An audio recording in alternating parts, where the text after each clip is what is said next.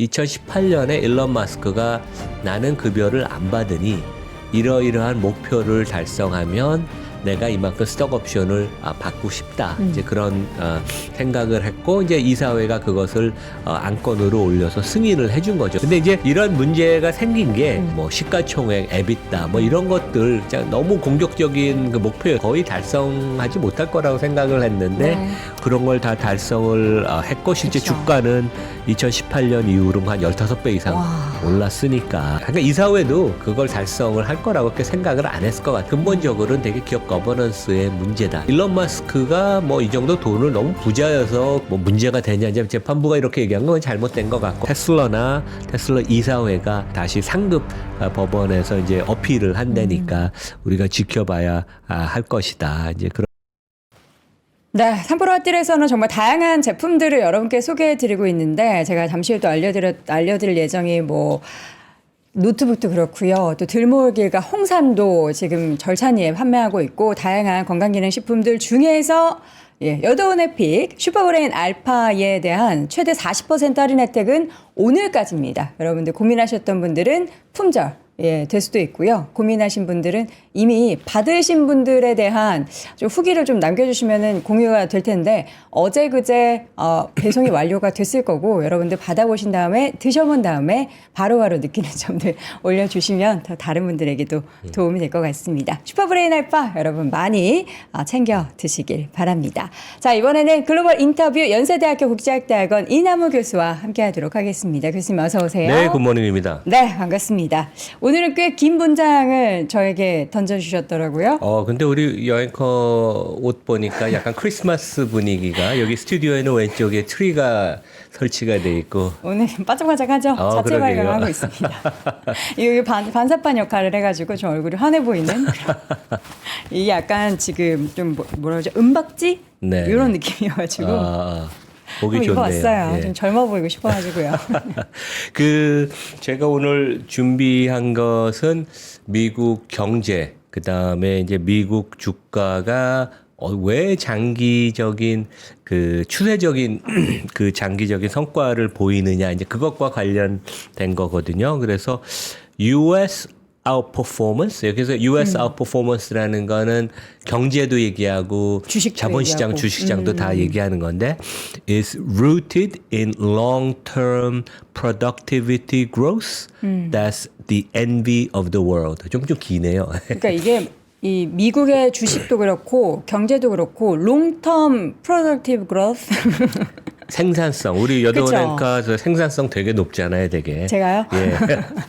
한 사람이 여러 일을 하면 생산성이 되게 높은 거 아니에요, 그렇죠? 장기적인 그것도 이제 단기적 성장성이 아니고 지금 계속해서 미국은 장기적인 성장성이 있기 때문에 이런 또 아웃퍼폼이 계속해서 이어진다라는 거잖아요.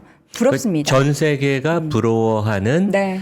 아주 뛰어난 생산성이 장기적으로 지금 계속 높기 때문에 그 결과 미국 경제, 미국 주가가 되게 좋다. 근데 네. 이번 주에도 그 파웰이 뭐 인터뷰나 그런 컨퍼런스에서 여러 번 얘기를 했지만 미국 경제 너무 좋다. 맞아요. 그리고 9월에 내가 우리 연준이 생각했던 것보다도 더 좋아서 금리 인하를 점진적으로 하겠다. 네. 근데 이제 결국 뭐 인하를 빨리 하고 점진적으로 하든 간에 결국 시장의 또 해석은 항상 제각기 틀릴 수 있는데 시장은 좋게 해석을 했죠. 그래서 이번 주에도 주가가 되게 좋은데 그래서 좀 펀디멘털한 미국 시장의 얘기 특히 이제 제가 첫 번째 뉴스는 그 EU 그러니까 우리가 유럽 연합이라는 데가 매년 전 세계에서 R&D 투자를 제일 많이 하는 2,500개 기업 데이터랑 그다음에 연구 결과를 발표를 해요. 자기네가 리서치한 거. 그걸 갖고 이제 외신들이 좀 분석을 했거든요. 이제 그 얘기를 드리고 싶습니다. 예. 네. 자, 이어서는 오늘 주요 내용들을 한번 쭉 확인을 해볼 텐데 저도 뭐 저기 문장에서도 나왔지만 오늘 오프닝 하면서도 미국 부럽다. 지금 우리나라에 계신 분들은 사실 중국보다 우리나라가 지금 더 안 좋은 상황이고 세계 경제 성장률 우리가 OECD에서 거의 꼴찌 아닙니까 지금?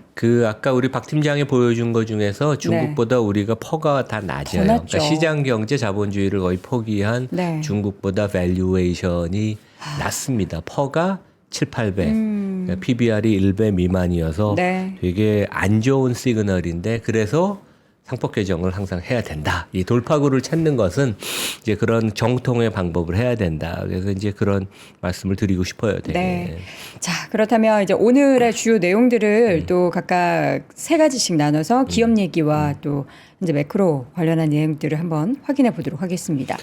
그 첫 번째는 이제 아까 좀 전에 말씀드린 네. 이제 R&D 얘기를 하고 싶고 두 번째는 아주 짧은 뉴스인데 저도 지나가다 잠깐 들은 얘기인데 보통 미국에서 이제 밸류에이션의 대가는 물론 이론적으로 얘기하는 교수들이 많지만 NYU의 그 다모다란 교수라고 이제 그분이 이번 주에 그런 얘기를 했어요. 이 전 세계에서 여러 업종, 산업, 기업 내가 분석을 해봤지만 최근 몇 년간 빅테크 같이 엄청난 현금 흐름을 창출하는 건 자기 인류 역사상 한 번도 없었다. 그러니까 이게 펀디멘털의 문제는 전혀 없다. 근데 약간 이제 주가를 우리가 어느 정도까지 평가해야 되느냐 이제 그런 문제고. 네. 그다음에 제가 지난주랑 그 전주에도 골드만삭스 경제 전망이 미국 경제에 대한 내년 전망이 상당히 좋다. 근데 OECD도 유사한 얘기를 했어요. 미국 경제 성장을 상당히 대폭 상향 조정을 하고 전 세계가 내년에 한 3% 중반의 실질 경제 성장을 보인다.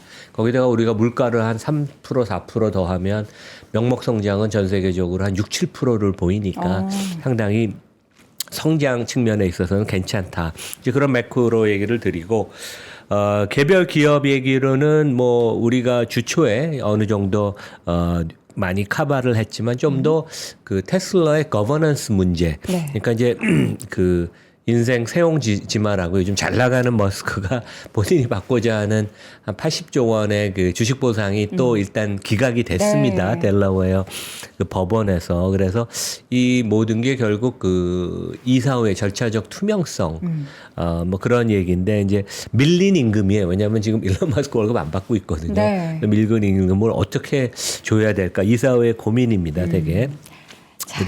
그리고 이제 요즘 뭐 중국 제조업 때문에 거의 전 세계가 다 녹아나요. 우리 한국도 보면 뭐 배터리, 반도체 다 우리가 경쟁력이 있다는데도 어렵지 않잖아요. 근데 GM하고 복스와겐이 중국에서 어마어마한 돈을 그동안 벌었었는데 매년 수조 원씩 벌었는데 네. 이번에 중국 비즈니스와 합작 비즈니스 관련돼서 7조 원을 상각했습니다. 그래서 실제 주가는 조금 오히려 긍정적인 반응을 보였어요. 어느 정도 이런 리스크가 있다고 시장은 걱정을 했는데 네. 그냥 털어내는 거죠, 되게.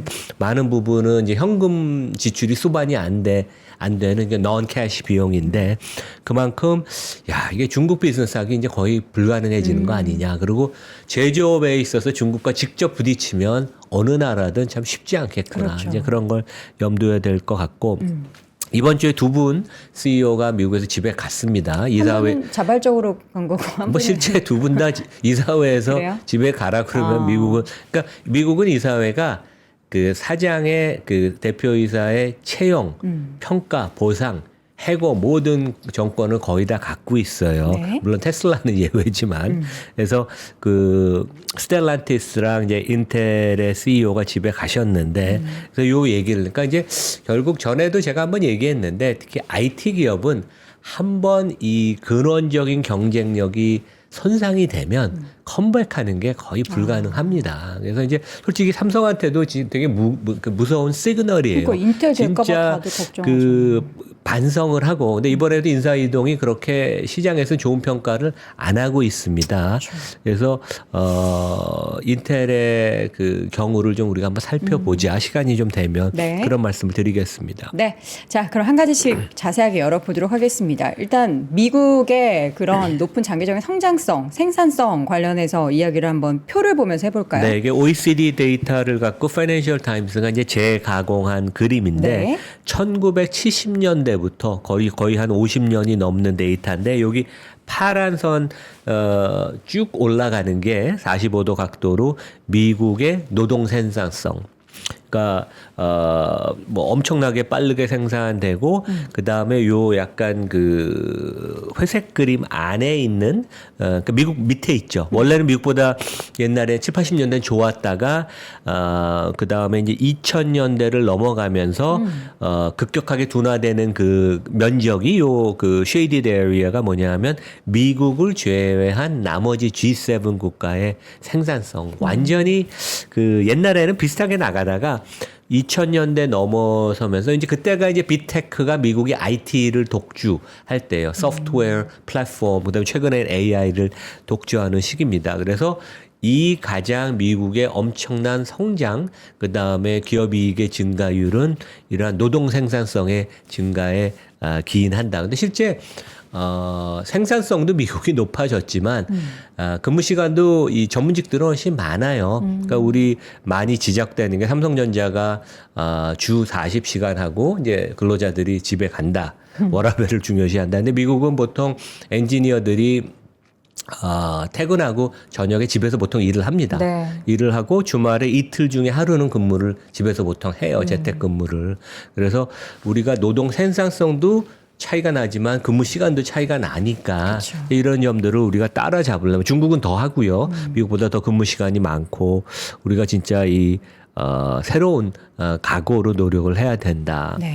다음 페이지가 뭐냐 하면 최근 2022년 데이터를 갖고 유럽 연합회 EU가 전 세계에서 R&D 투자를 제일 많이 하는 2,500개 기업. 여기 이제 한국도 당연히 포함이 됩니다. 그래서 이게 뭐냐 하면 제일 왼쪽에 큰 하늘색이 그 하늘색의 면적 규모가 뭐냐면 미국 기업들의 R&D 투자 금액이에요. 그러니까 그 동그라미의 규모가 R&D 투자입니다. 그래서 네. 하늘색이 미국, 그 오른쪽에 있는 조금 작은 거가 중국. 그러니까 미국 다음에 이제 중국이 제일 크죠. 네. 그리고 요 그 자주색으로 된 게 IT 부분의 그 R&D 투자예요. 그러니까 미국은 이제 당연히 IT가 크고 중국도 어마어마하게 큰 거를 보여주고 네. 그 대한민국이 어디 있냐 하면 한 시계로 치면 5시 정도?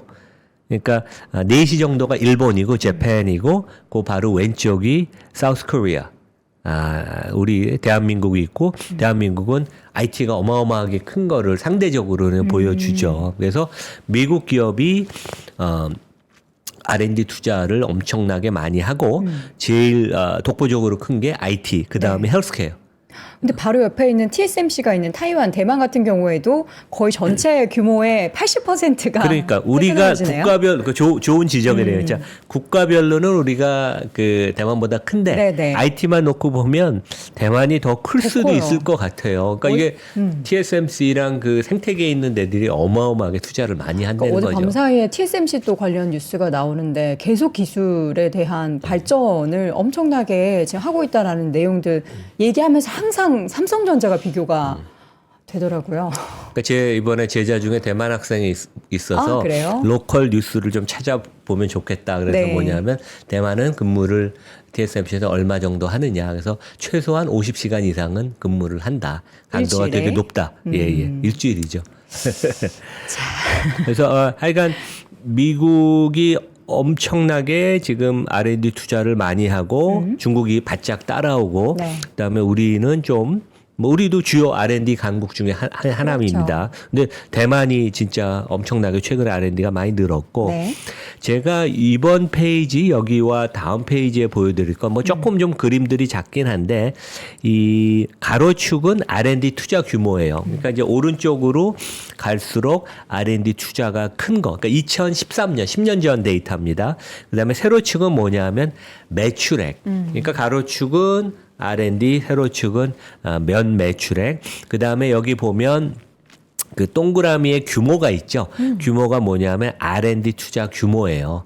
그래서 우리가 크게 세 개 변수를 보는 거예요. 가로축, R&D 투자 규모, 그다음에 세로축, 매출액. 그래 제가 얘기를 잘못했는데 동그라미는 시가총액. 네네. 시가총액. 근데 이제 여기 색깔별로 그 우리 그 업종이 구분이 되죠. 그래서 빨간색은 뭐 IT, 파란색은 이제 자동차. 그러니까 10년 전이어서 가장 오른쪽으로 와 있는 게 뭘까요? 복스와겐 보이죠? 네. 그 다음에 두 번째가 이 무슨 안 써 있는데요? 그게 삼성전자입니다. 아, 그러니까 10년 전에 전 세계 삼성전자가 R&D 제일 크게 했었어요. 두 번째로. 10년 전에. 10년 전에는. 근데 왜 점점 줄어드나요? 최근에는 절대 규모는 늘었지만 상대 제가 다음 페이지에 다른 이제 기업들 최근 걸 대비해서. 보여주겠지만 그래서 복스와겐이 세계에서 제일 많이 했고 두 번째가 삼성전자였고 하여간 이제 그런 것을 우리가 볼 수 있는데 네. 최근 거를 보면 2020년 거 22년께 최근인데 제일 우측에. 제일 우측이 구글, 구글과 아마존, 알파벳. 근데 실제 아마존이 더 R&D 규모가 큽니다. 아, 근데 이제 아마존은 이 컨텐츠가 포함이 돼 있어서 이유가 항상 통계 낼 때 좀 빼요. 테크 쪽보다는. 그래서 1등은 아마존, 네네. 2등은 구글, 알파벳, 네. 그다음에 페이스북, 메타, 그다음에 다 뭐 M7 마이크로소프트, 종목들이 딱 들어가 있네요. 애플 뭐 다 그렇죠. 네. 그리고 이제 동그라미 규모는 시가총액이니까 시가총액이 네. 그만큼 어마어마하게 네. 커졌다는 얘기죠. 10년. 그다음에 여기서 마이크로소프트에서 왼쪽으로 쭉 가면 그게 이름 없는 데가 삼성전자입니다. 삼성전자의 이제 R&D 절대 투자 규모는 당연히 늘었습니다. 네네. 10년 사이에 한 7, 80% 늘었는데 다른 빅테크나 선도 기업들의 R&D 투자 규모가 늘은 거 대비 증가율은 상당히 미미했다. 무조건 뭐 R&D 투자 많이 하는 게 좋은 건 아니죠. 근데 네. 이제 다른 데들은 새로운 분야를 계속 찾아서 엄청나게 투자를 해서 그걸 갖고 경쟁력의 발판으로 삼는데 그래서 이제 미국 기업들이 빅테크 기업들이 독보적이고 미국이 이제 생산성이 높은 건데 우리는 그러한 노력이 조금 떨어진다. 이제 그런 말씀을 드리겠습니다. 네. 자, 이 가운데 이렇게 열심히 지금 하고 있는 게 중국도 예, 마찬가지입니다. 미국에 대한 R&D 얘기를 참 많이 하지만 중국도 기술적인 부분, 예전에는 그냥 생산성 부분만 엄청나게 강조가 됐는데 요새는 기술력도 그렇죠. 엄청나게 올라왔잖아요. 그러니까 뭐 자동차에서 완전히 명백히 지금 보여줘서 네. 뭐 미국에서 자동차 업체들이 다 이제 그러니까 중국에서 미국 자동차 업체들, 유럽 자동차 업체들이 다 녹아나고 있죠. 그래서 다음 페이지 뭐냐면 2013년부터 2022년까지, 그러니까 이제 제일 위쪽이 최근입니다. 전 세계의 R&D 투자 규모를 상대적으로 이제 비교를 한 거예요. 그래서 네. 하늘색이 미국입니다. 그래서 미국이 비중이 좀 줄었다가 다시 늘어나는 모습. 역시 이제 R&D를 제일 많이 투자하는 나라고, 그 다음에 자주색, 약간 고동색 브라운 컬러 나는 게 중국. 그러니까 중국의 상대적인 비중이 어마어마하게 커지고 있습니다. 네. 되게. 그 다음에 근데 이거는 기업 차원의 투자니까 솔직히 정부 차원은 빠져 있는 거예요. 그러니까 정부 차원을 포함하면 중국이 더 커지겠대 당연히. 그 다음에 이제 파란색들이 나머지 G7 국가들, 그거 이제 가장 오른쪽에가 이제 그러니까 대한민국, 대만은 여기 포함될 텐데 네. 이런 걸 보면. 중국이란 나라가 이제 갑자기 기술이 발전을 해서 전기차를 위협하고 배터리를 위협하고 AI 반도체를 위협하는 게 아니라 어마어마한 R&D 투자가 기반이 돼서 그다음에 이제 중국 사람들이 워낙 똑똑하고 요즘 이공계 배출되는 물량이 사람들이 인원이 많잖아요. 그쵸. 그러니까 이제 이런 것들이 기반이 돼서 미국도 더 강해지고 중국이 치고 올라온다. 이제 그런 말씀을 드리겠습니다. 네. 자, 이 가운데 이제 미국 기업들 같은 경우는 특히 빅테크 기업들이 현금 흐름이 역사상 최고다. 그러니까 R&D를 하려면 돈이 있어야 되잖아요. 그렇죠. 이 역사상 최고의 현금 흐름을 가지고 뭘 하고 있을까요?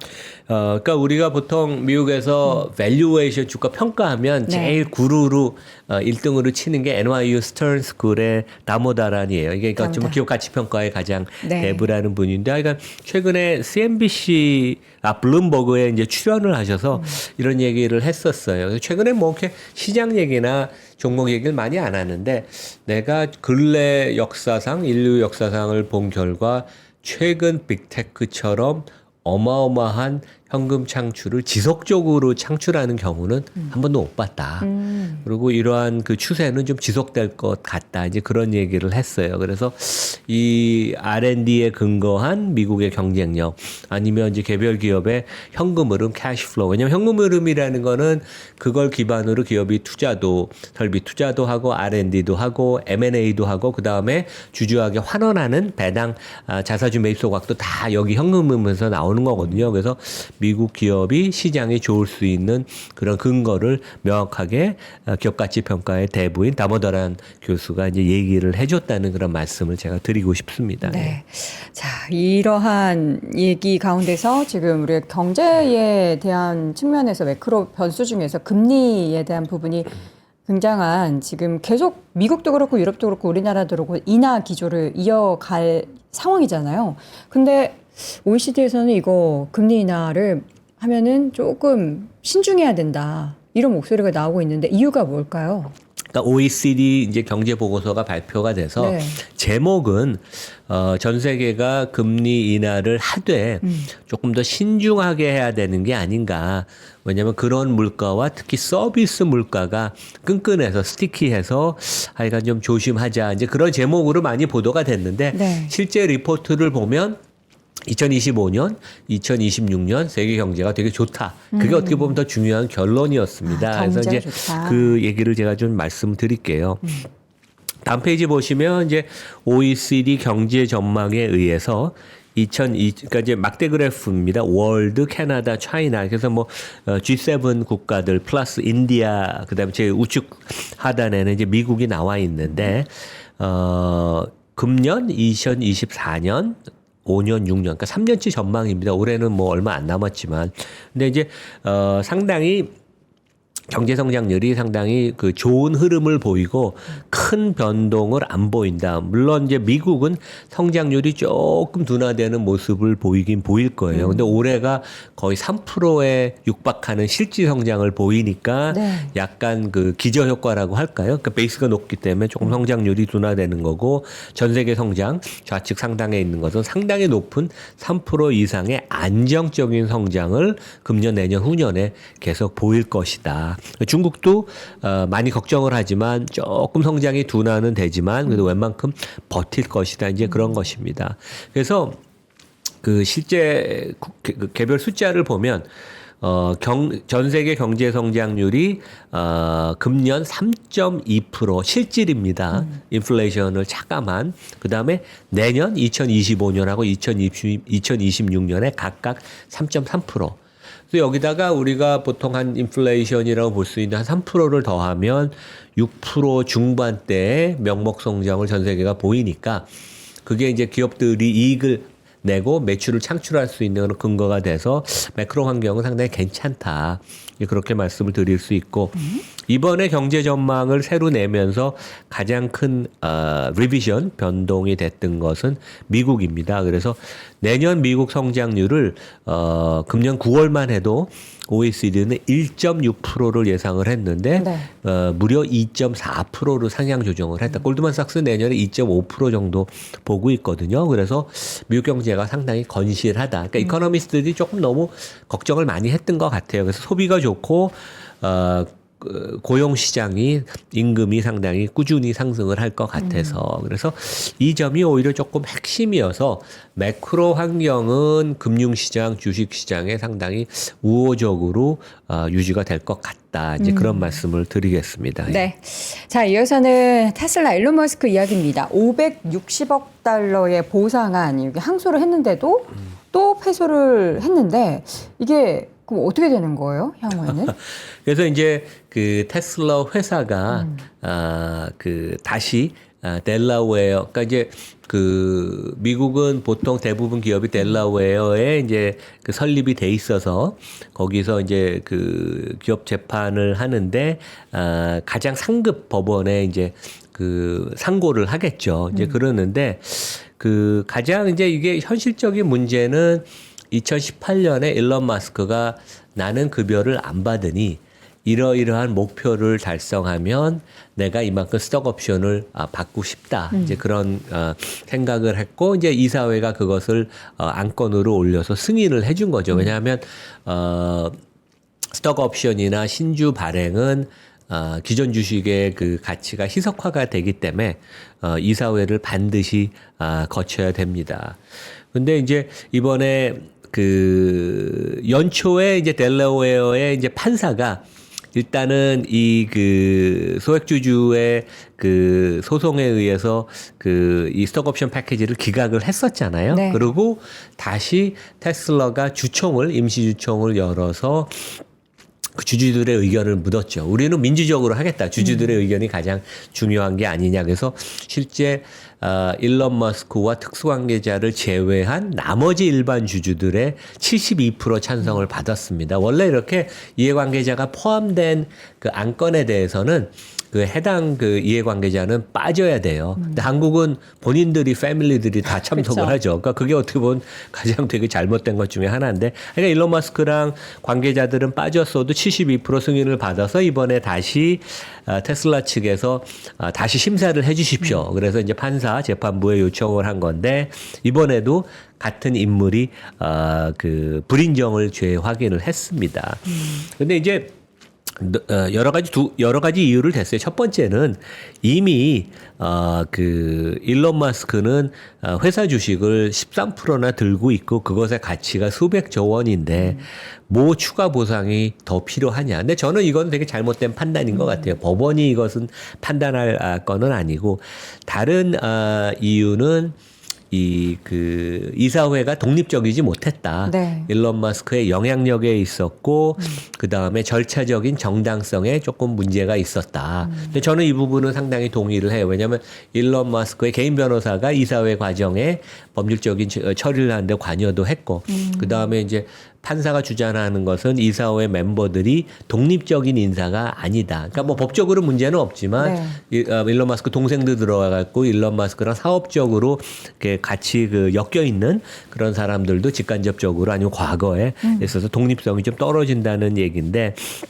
근데 하여간 그 지금 한 3억 주가 넘는, 그러니까 지금 가치로 치면 이제 100조 원이 넘습니다. 금년에 네. 주가가 많이 올라서 이게 어떻게 보면 되게 테슬라 주주 입장, 일반 주주 입장에서 중요한데, 이번 주에는 주가는 별로 움직이지 않고 오히려 어제는 또 올랐습니다. 지금 신고가입니다. 네, 그래서 이게 상당히 그러니까 이제 시장이 조금 심리가 약하면 주가가 되게 흔들릴 텐데. 근데 회사 입장에서는 그냥 뭐 머스크가 이렇게 임금에 대해서 돈이 560억 달러면 굉장히 크잖아요. 어쨌든 회사에서 나가는 요즘 돈이 정부 일도 하시니까. 안 나가니까 좋은 거 아닌가. 근데 이제 그 일론 머스크가 좀 뭐 약간 으름장을 냈죠. 내가 이것을 못 받으면 나는 테슬라를 위해서 시간을 보내기보다는 이제 그 회사 그쵸. 밖에서 AI 프로젝트나 맞아요, 딴 쪽에 맞아요. 내가 시간을 보내겠다. 네. 그래서 좀 으름장을 좀 놓긴 했었죠, 되게. 근데 그렇게 주주한테 얘기해봤자 뭐예요? 법원이 이렇게 판단을 그렇죠. 하는데. 그래서 이제 다시 한번 이제 항고를 하면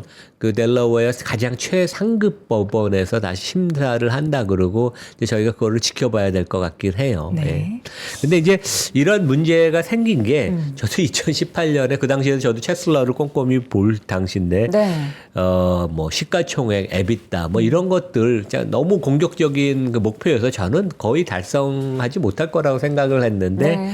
우리가 그런 걸 다 달성을 했고, 실제 그쵸. 주가는 2018년 이후로 한 15배 이상 와. 올랐으니까. 그래서 그러니까 이사회도 그걸 달성을 할 거라고 그렇게 생각을 안 했을 것 같아요. 일론 머스크는 이제 본인이 항상 원대한 비전 목표를 갖고, 우리 보통 일반 사람들하고 좀 틀리잖아요. 꿈의 규모나 이제 그런 것들이 이제 그런 것들이 하여간 지금 되돌아보면 이제 그런 것 대단하죠. 같고, 예. 그래서 이게 어떻게 보면 그 파이낸셜 타임스에서도 얘기했는데, 근본적으로는 되게 기업 거버넌스의 문제다. 저도 이제 뭐 요즘 거버넌스 제가 그 포럼 맡아서 해서 이제 국내에서도 많은 얘기를 하지만, 그쵸. 그러니까 일론 머스크가 뭐 이 정도 돈을 너무 부자여서 그거가 뭐 문제가 되냐, 이제 재판부가 이렇게 얘기한 건 잘못된 것 같고, 하여간 그 절차적인 방법에 있어서 조금 문제가 있었던 건 맞는 것 같습니다. 그래서 하여간 그 이런 점들이 하여간 지금 테슬라 이사회가 잘 그 변호사들 자기와 다시 디펜드를 해서 다시 상급 법원에서 이제 어필을 한다니까 우리가 지켜봐야 할 것이다. 이제 그런 말씀을 드리겠습니다. 이게 한화로 따지니까 금액이 한 80조 가까이 되거든요. 그러니까 그러니까 60억 달러? 560억 달러가 80조고 네. 지금 주가가 올라가서 지금은 140, 50조 원쯤 됩니다. 네. 더 올라갔네요. 더 올랐네 금액이. 가치가. 근데 예. 이런 보상을 실제로 만약에 이제 또 뭐 항고를 해서 받게 된다면은 그 주가의 가치는 어떻게 되는 거예요?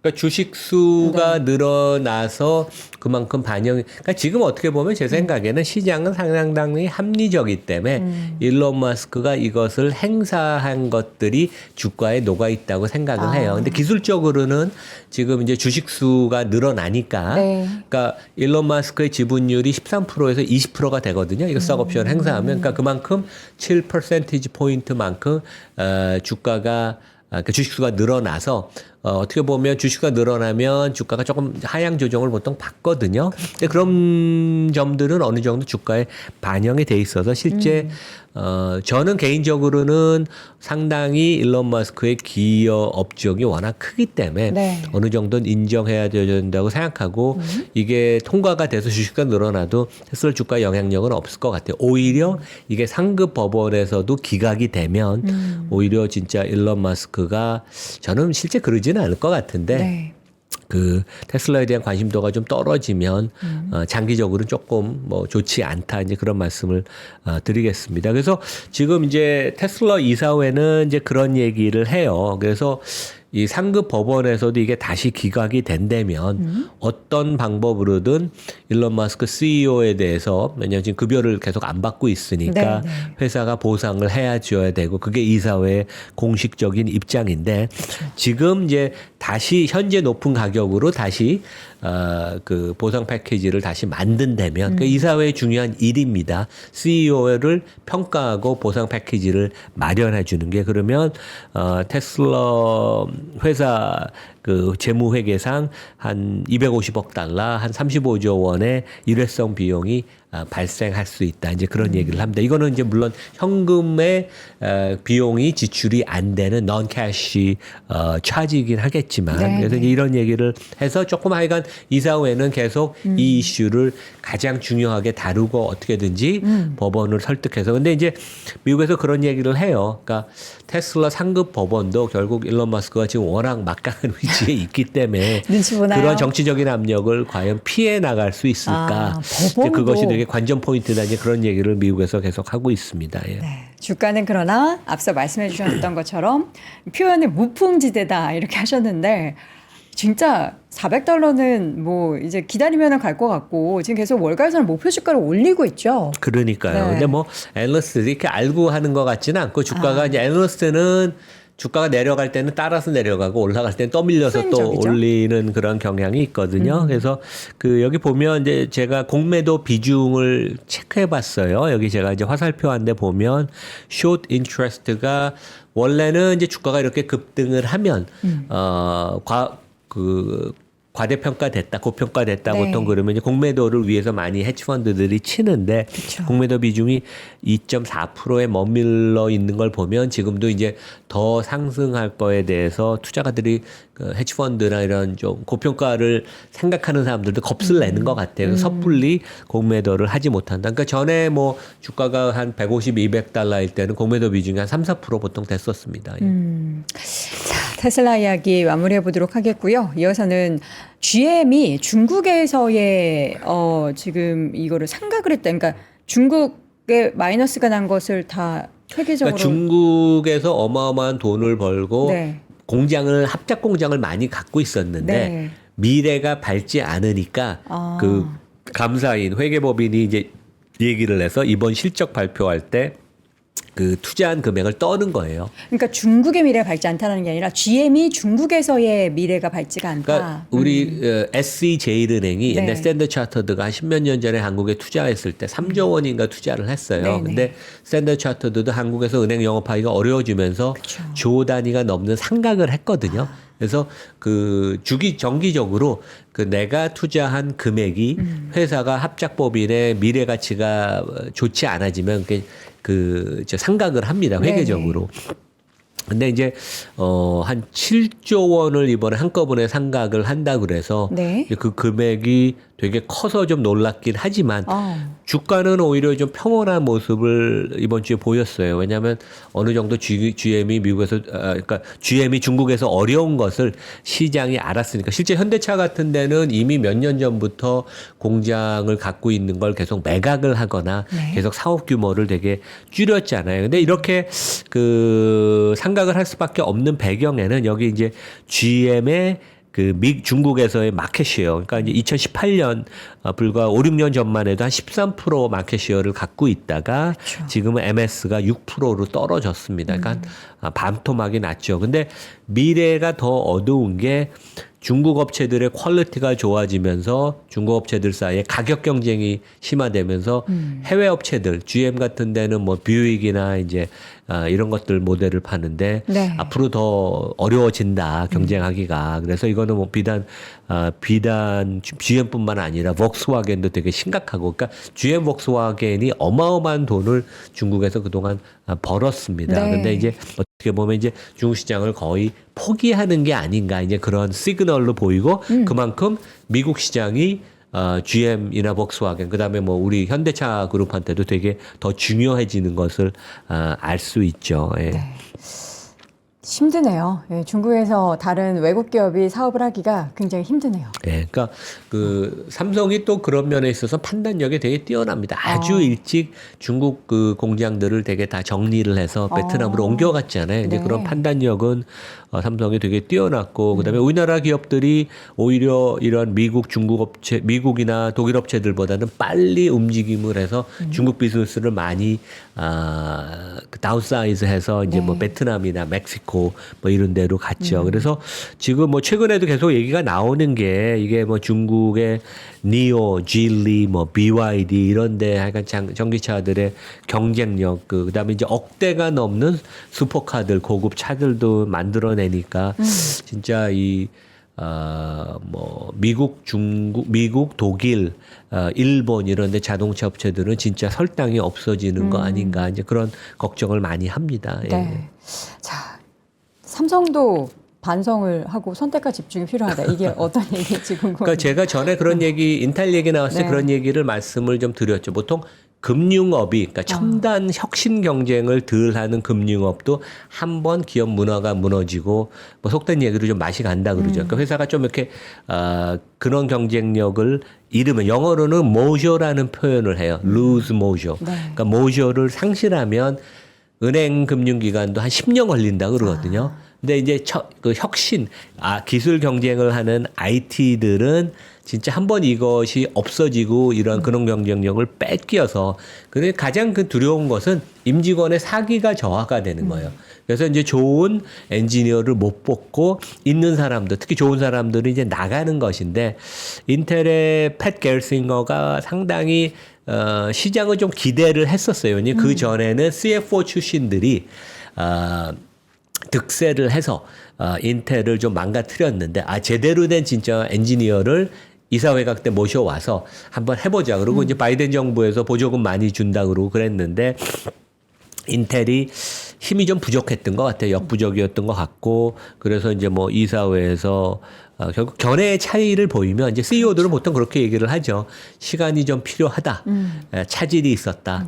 나를 믿어달라. 근데 이제 이사회들은 왜냐하면 지난 3, 4년 동안 인텔 시총이 한 200조 원이 날아가서 지금은 150조 원, 그러니까 엔비디아의 한 30분의 1밖에 이제 안 됩니다. 네. 그래서 더 시간을 줄 수는 없고 우리가 후임을 찾아야 된다. 그래서 이사회도 또 이렇게 어려운 의사결정을 하는 모습을 보여야지 자기들도 존재의 의미가 있거든요. 그쵸. 그래서 이제 이런 상황이었고 그런 얘기가 나와요. 그러면 지금 이제 임시 그 대표이사 체제로 좀 가는데 어디서 CEO를 모셔오느냐. 그래서 이제 월가에서 나오는 것은 인텔이 실패했던 전략은 디자인 쪽에서 엔비디아와 경쟁을 하고 네. 파운드리에 있어서 TSMC랑 경쟁을 하니까 이게 실제 삼성도 되게 TSMC랑 경쟁하기 되게 어렵지 않아요. 파운드에서. 근데 인텔이 특히 이러한 그 두 가지 전략을 동시에 추구하는 게 불가능한 게 아니었냐.